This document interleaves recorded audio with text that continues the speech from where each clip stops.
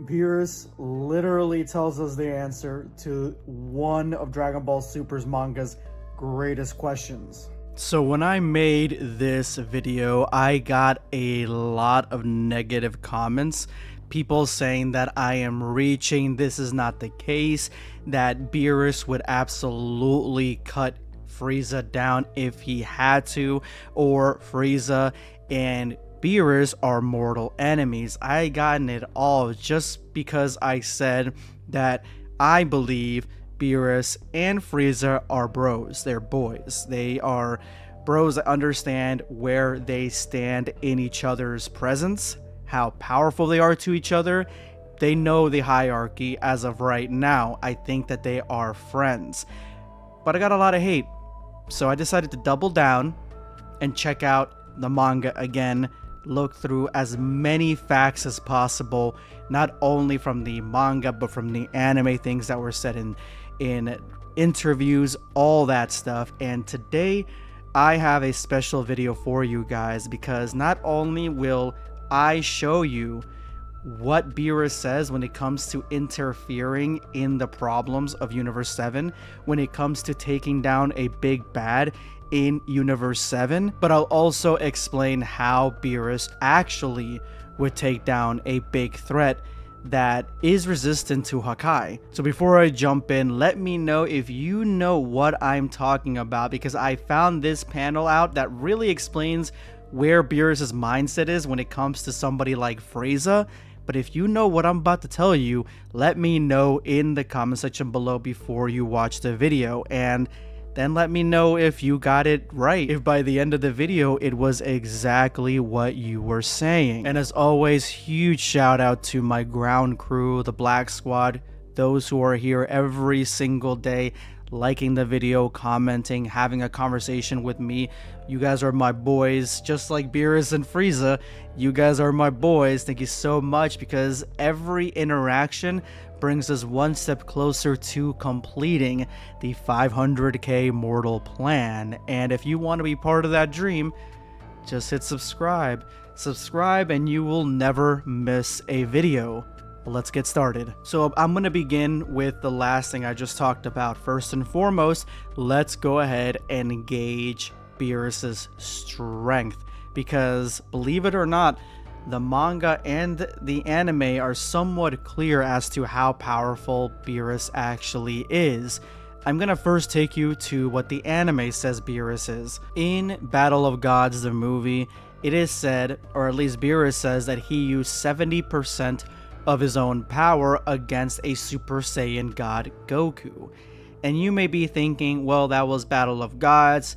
Toriyama didn't really know there was going to be Super, how much more of the story he was actually going to add, how strong he was going to make the characters. And I would tell you that actually he did kind of know, because he kind of went back on it in the same movie with Beerus and Whis talking, and Whis calling out Beerus, saying like Beerus only said that to draw more of Goku's power out, and that 70% isn't actually true. So then we fall back to the anime, and the anime says that Beerus actually used 10% of his power against a Super Saiyan God. Now what does the manga say? The manga says this: I applaud you, I truly do, but it appears this is as far as you go. Your power is already starting to fade. Damn it all. Even after becoming the Super Saiyan God, it still isn't enough to defeat Lord Beerus. Anyways, that was quite entertaining. I can't remember the last time I had to exert this much strength. That's basically it. The manga doesn't give us a percentage at all, at least from what I could find. Basically, Beerus just says that he used a lot of his strength. He couldn't remember the last time he had done so against a Super Saiyan God who was fading in strength. That is when Goku pushes Beerus beyond what his attack is, and then goes back to base and literally lets Goku just live. Essentially the same thing that happened in Battle of Gods, the anime and the movie. But the manga a few chapters later give us far more information than the anime ever dreamed of giving us, because in the anime we get this scene right here where three of the gods kind of like spar, and it's very anticlimactic. You don't get a real sense at how powerful these beings actually are or their strategy. in the manga, we get one of the most goated chapters in the Dragon Ball Super manga, chapter 28, the Gods of Destruction of the 12 Universes. So in this chapter, Goku uses the Zeno button to go meet the Zenos because he wants to have this huge tournament that one of the Zenos already told him he would have, interrupting a conversation about the leading universes. And honestly, this could be an entire video of its own, because what happens in this, how many lives Goku actually saves, is a complete retcon as to what happened in the actual anime, and it's very interesting to go through and see what dynamics is of each universe. But Goku interrupts this, leading to summoning everybody to the palace and giving them the news that there's going to be a huge tournament. Now, one of the Zenos, he doesn't really understand what's going on. Obviously, he's not part of this timeline, and so to demonstrate, they have a preliminary round, a preliminary tournament where all things go. They can literally kill each other if they want to, and in this tournament, all the gods of destruction may face each other in death battle. Literally the stuff of dreams here for a lot of the fan manga and the fan animation community, because everybody has wanted to animate this and draw on this and just really tell their own stories from the gods of destruction and their perspectives here. So in this scene, we get Goku cheering Beerus on, which I think is really funny. And then Beerus yells at Goku because he's upset, because it is technically Goku's fault that they're having this preliminary match, although Beerus doesn't know at this moment that Goku actually saved all their lives. But once the gods of destruction hear Beerus say this, we get all of them instantly turning on him because they realize that he is causing nothing but problems. And this is magnified tenfold because Beerus, already messed up when they were playing a hide and seek game and fell asleep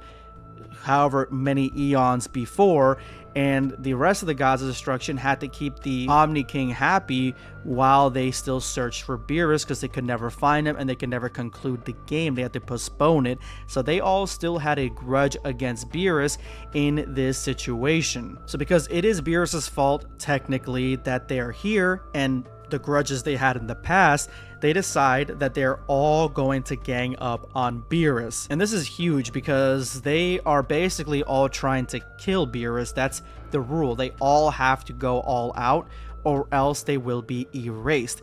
And so Beerus is literally on death ground here, and he has to face off against all the other gods of destruction. But this is where we get the biggest demonstration of how powerful and how strategic, how good of a warrior Beerus actually is. Because if I take you back to this, where Beerus is fighting Goku, he's fighting him, but unlike the movie and the anime, it's a quick little match here that, you know, Goku kind of gasses out.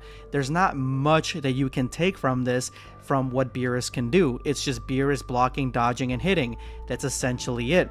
But in this fight, you get to see what Beerus is actually made out of, and the first thing that becomes apparent is that Beerus has access to Ultra Instinct, and he uses it to dodge every single god of destruction, which is interesting because none of the other gods of destruction seem to have Ultra Instinct either. They all are kind of just dodging, while Beerus is the only one actively, at least the way the story's showing to us, he's the only one that can actually do it automatic.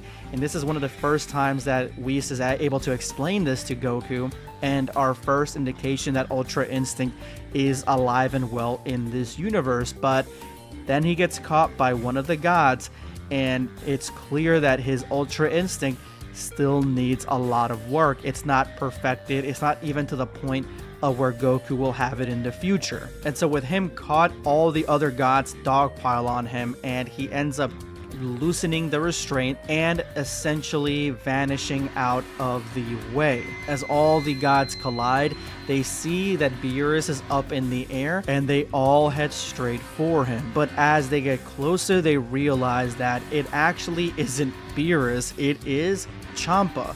Beerus not only instinctively dodged, but also punched Champa, launching him in the air. He looks just like Beerus, so they all went to go get him and at the same time hid. This is one of the greatest strategies that I've seen any Dragon Ball character in the Dragon Ball fan manga or even the anime really pull off, because now that they're all in the air, he's able to hit them with a super, or his own version of a supernova, as Goku says, trying to kill them, because that's what Goku sees. He sees his attack as a death sentence for anybody that gets trapped in it, and that is when you realize that they are actually in a force field, and the rest of the gods start realizing that Beerus is not the only target, that this is supposed to be a battle royale and they're supposed to face off against each other.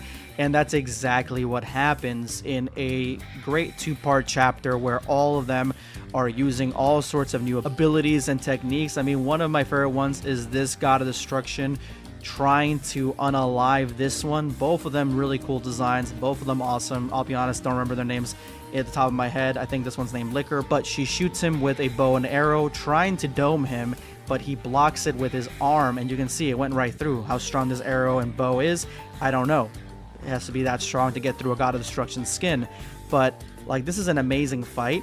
Once you get the level of this fight and you get to see what Beerus can do, it's clear that Beerus is one of the strongest gods of destruction, and the anime tells us, because once we get to the very end of this fight, only Quintilla and Beerus are left out of the whole battle royale. Now, you could, basically make a case that you can hide and dodge and block, trying not to get knocked out, and everybody else gets knocked out first. But the fact that Beerus got attacked first and still is at the end, to me, means that he is the strongest god of destruction, at least from the way that the manga is showing us. So he is no pushover god of destruction. So now that we've gauged how strong Beerus is and his tactical prowess, we can get to the evidence here as to what Beerus would do with somebody that is evil trying to threaten Universe 7, somebody that is out of control. And that is when we get to this. And I told you guys, if you've seen this video, you know that I had told you I wanted to talk about this more, and that is Beerus offering to destroy Moro. He literally says it right here. He says this is a special case. He doesn't want to lose planet Earth. He realizes that Moro has absorbed himself inside the planet. He is part of the planet as of now, and at the exact same time, Goku, his Master Ultra Instinct, isn't really doing much against somebody like this. So he needs to put an end to Moro because of how big of a threat he is. This is the first time that Beerus actually says he is going to interfere in the matters of the planet, besides him erasing Zamasu, which was in a different universe, really. So this is the first time that he actually wants to fight somebody. This is really interesting because if you really think about it, what would a fight like this look like? And honestly, let me just rewind a little bit. What would this fight look like where Beerus was facing off against Angel Moro before he started collapsing? I think that would have been a very interesting fight, because Beerus doesn't have mastery over Ultra Instinct, and Moro at this point would have a better grasp of it facing off against Goku. We all know this fight wouldn't last very long because Moro was unstable, but now Moro is part of the planet, and Beerus wanted to help before he gets called in by the Grand Priest. But bringing us back to the matter of hand, how would Beerus help planet Earth? How would he have saved Earth and helped Goku? Because if you think about it, when Moro does this, he is basically now Earth. So if he's basically now Earth, that means Beerus, if he tried to Hakai him, he would be Hakaiing the planet. And he says right here, the only reason he would help is because it would be troublesome to lose planet Earth, so he wouldn't do anything to jeopardize it. So again, what would Beerus have done? Because he seems confident that he would actually help out planet Earth and save everybody before he's called the Grand Priest. Well, I personally believe that Beerus would do the exact same thing that Goku did, but like 20 times better. I believe that everything that we've seen so far with the strategy that Beerus has shown, his adequate proficiency to Ultra Instinct, the fact that his strength is so immensely powerful, it dwarfs Super Saiyan God. I still believe that Beerus is far stronger than Ultra Instinct Goku, Mastered Ultra Instinct Goku. So Beerus would probably do the exact same thing, seeing as how Whis is the one that told Goku about the crystal. He would know the exact same thing, and he would just fly toward Moro's face and if Moro tried to stop him, he could either Hakai the arms that are trying to grab him, or use the energy of destruction, similar to the energy that Topo used or any of the other gods of destruction have used, and cover himself with it, so that way anything around it would just get Hakai'd immediately, and then he would just crack the crystal. That's exactly how he would have defeated Moro. And that just brings us to the point of this video. He says right here when and how he's duty bound to act, and he is duty bound to act when the threat is significant enough that it not only jeopardizes planet Earth, but there is a being that is misusing powers beyond their comprehension, just like Moro taking the angelic key from Beerus. And it's also the intent of villainy. This guy is a straight villain. He was going to destroy planet Earth. He destroyed more. He has the energy of an angel. He's basically an angel, just in his angelic Moro state. And he is pure evil. These are things that Beerus needs to act. And these are things that he's not getting from FRIEZA. When FRIEZA comes to planet Earth for the Dragon Balls and brings Broly, Beerus is on planet Earth and he does not act because he does not sense that same level of distress or the fact that the Earth is in danger from FRIEZA. He does not see FRIEZA as a threat like Moro. He has not yet seen FRIEZA as a threat like Moro, because FRIEZA, it's been a long time since he's ticked off these boxes, and he's never gotten to that level of misusing the power of an angel or anything like that. And now that FRIEZA is looking to be one of the strongest, if not the strongest, Universe 7 next to Beast Gohan, he is more of a threat. But the fact that Beerus is so nonchalant with it and doesn't really care, again, to me means that he doesn't think that FRIEZA is an actual threat. He thinks of him more of just another guy, a bro, and he's not going to do anything against him. So honestly, I wanted to make this video because more of this, this stuff that I'm finding in the manga, a lot of it is just showing that they're friends, that he's not going to be a villain in the next arc, at least not at first, at least not right away. He's not going to be a villain that Beerus is going to be as worried as Vegeta is over him. No, I'm pretty sure we're going to be seeing more friendly interactions with FRIEZA in the next few arcs. But that's all I got to say, guys. Let me know if you got it right, and I'll talk to you guys soon. Subscribe for more content, or perish.